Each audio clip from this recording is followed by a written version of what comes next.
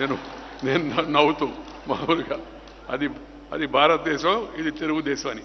కానీ ఆ తెలుగుదేశాన్ని పెట్టి కొన్ని నెలల్లోనే ప్రజల్లోకి వెళ్ళి కాంగ్రెస్ వ్యతిరేక వాతావరణం అప్పుడు అంతకుముందు నేను జైపాల్రెడ్డి గారు మేము అసెంబ్లీలో ఉన్నాం. కాంగ్రెస్ యొక్క ప్రభుత్వం అవినీతిని, అసమర్థతను, అక్రమాలను వాటన్నిటినీ బయట పెడుతూ ఉండేవాళ్ళం, ముందుగా ఉండేవాళ్ళం. పత్రికలు కొంత ప్రచారం కూడా ఇచ్చేవి. ప్రత్యామ్నాయంగా ఎదిగామంటే ప్రత్యామ్నాయంగా మేము సరిపోతామని జనం అనుకోవాలి. మంచివాళ్ళు వీళ్ళు, వీళ్ళ పార్టీలు మంచివి, కానీ వీళ్ళు గెలవలేరు అని. ఆ సందర్భంలో తక్కువ సమయంలో 9 నెలల్లో పార్టీ పెట్టి ప్రజలందరినీ ఆకర్షించి కాంగ్రెస్ పార్టీని మొట్టమొదటిగా రాష్ట్రంలో ఓడించినట్టు ఘనత శ్రీ ఎన్టీ రామారావుకి దక్కింది. అలాగే దేశ రాజకీయాల్లో కూడా ఆయన ఈ కాంగ్రెస్ ఇతర పార్టీలన్నింటినీ ఒక చోట చేర్చి, అన్ని పార్టీలు కాంగ్రెస్ వ్యతిరేకిస్తూ ఉండేవి, కానీ కాంగ్రెస్ ఎన్నికల్లో గెలిచేది. ఎందుకంటే వీళ్ళు ఎవరికి వాళ్ళు పోటీ చేసేవాళ్ళు. అన్ని పార్టీలను దగ్గర చేర్చి ఆయన నేషనల్ ఫ్రంట్ అని ఏర్పాటు చేసి కాంగ్రెస్ యొక్క ఢిల్లీ పెత్తనాన్ని కూడా సవాలు చేసి అక్కడ ఆయన తన శక్తి సామర్థ్యాలతో, తన యొక్క ఓర్పుతో, నేర్పుతో, దక్షతతో మరి నేషనల్ ఫ్రంట్ని దేశంలో అధికారంలోకి తీసుకొచ్చేందుకు ఆయన ప్రయత్నం చేశాడు. ప్రజల్లో చైతన్యం తేవడమే కాదు, యువకులు, రైతులు, గ్రామీణ ప్రజలు, మహిళలు, వెనుకబడిన వర్గాలు అలాంటి వాళ్ళని గుర్తించి వాళ్ళందరికీ కూడా ప్రోత్సాహం ఇచ్చాడు, రాజకీయాల్లోకి తీసుకొచ్చాడు. రామారావు గారి వలన ఒక తరం రాజకీయాల్లో కొత్తగా వచ్చింది. అంతకుముందు ఉన్న తరం కాకుండా కొత్త తరం వచ్చింది, కొత్త రక్తం కూడా వచ్చింది. అందుకే అనేక అభివృద్ధి సంక్షేమ కార్యక్రమాన్ని చేపడితే అవన్నీ కూడా విజయవంతం అయ్యేందుకు వాళ్ళందరూ కూడా సహకరించారు.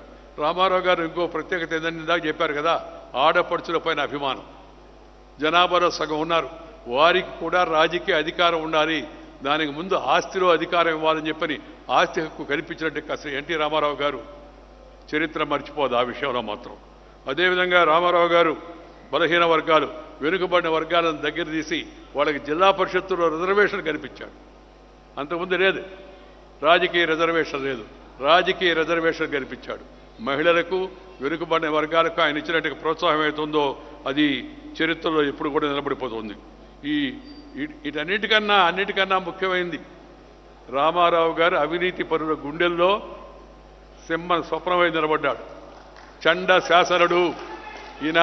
రామారావు అంటే చండ శాసనుడు, అవినీతిని సహించడు అని ఆయన పేరు చెప్తేనే భయపడేవాడు. అంతకుముందు అవినీతి పరులు ఉన్నవాడు కూడా సర్దుబాటు చేసుకొని మరి రామారావు గారి ముందు ఇవన్నీ లాభం లేదని అంటే తమ అలవాటు కూడా మార్చుకునే పరిస్థితిని శ్రీ ఎన్టీ రామారావు గారు తీసుకొచ్చి అవినీతికి అవకాశం లేకుండా చేశారు. అందుకని ఆయన్ని మామూలుగా అందరూ అంటుంటారు, ఈయన అవినీతి పరుల యొక్క గుండెల్లో సింహస్వప్నమై నిలబడ్డాడు అని చెప్పి. ఇలాంటి అసాధారణమైన వ్యక్తిత్వం, కర్తృత్వం, మిత్రత్వం, నేతృత్వం ఇవన్నీ కలిసినట్టు వ్యక్తి అవుతుందో ఆయన తక్కువ వయసులోనే ఒక రకంగా చెప్పాలంటే అర్ధాంతంగా తనువు సాధించి వెళ్ళిపోవడం అవుతుందో తెలుగు ప్రజలకు చాలా తీరని లోటు అని చెప్పి నేను భావిస్తున్నాను.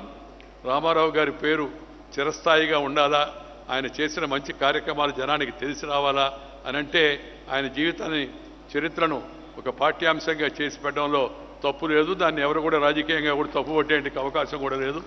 రామారావు గారు రాజకీయాలకు అతీతంగా తెలుగు ప్రజల యొక్క గుండెల్లో నిలిచిపోయే వ్యక్తి. అలాంటి వ్యక్తి యొక్క జీవిత విశేషాలు, ఆయన పట్టుదల, ఆయన క్రమశిక్షణ, ఆయన అవినీతి పరుల పార్టీ సింహస్వప్నమై నిలబడడం, ఆయన తీసుకొచ్చిన పరిపాలన సంస్కరణలు, ఆ దక్షత, వీటన్నిటి కూడా నేటి తరం తెలుసుకోవాల్సిన అవసరం ఎంతో ఉంది. దాన్ని పాఠ్యపుస్తకాల్లో చేర్చాలని చెప్పని నేను కోరుకుంటున్నాను. అది చేస్తారని నమ్మకం కూడా నాకుంది. చాలా సంతోషం ఈరోజు ఈ కార్యక్రమాన్ని ఏర్పాటు చేస్తే ఈ కార్యక్రమానికి మీరు అందరూ కూడా పెద్ద సంఖ్యలో ఇక్కడ వేసిచ్చారు. నన్ను కూడా వచ్చి జనార్దన్ గారు పిలిస్తే నేను తప్పనిసరిగా రామారావు గారి పేరు జరిగే కార్యక్రమానికి తప్పనిసరిగా వస్తాను. ఆ కార్యక్రమంలో పాల్గొవాలని నాకు కూడా ఆసక్తి ఉందని చెప్పాను. నేను ఇప్పుడు రాజకీయాల్లో లేను, ఏ పార్టీలో కూడా లేను. రాజకీయాల గురించి, వ్యక్తుల గురించి, వ్యవస్థల గురించి మాట్లాడతాను కానీ రాజకీయ పార్టీల గురించి మాట్లాడను. అందుకని రాజకీయ విషయాలు నేను స్పృశించను.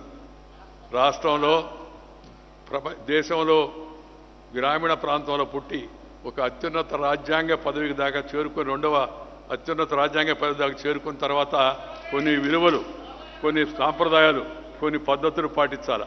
ఆ పద్ధతులు, పరిమితులకు లోబడి నేను ఎక్కువ విషయాలపైన అంత లోతుగా మాట్లాడని చెప్పి ఈ సందర్భంగా మనవి చేస్తూ శ్రీ నారా చంద్రబాబు నాయుడు గారు రాష్ట్ర ముఖ్యమంత్రిగా వచ్చిన ఈ అవకాశాన్ని సద్వినియోగపరుచుకొని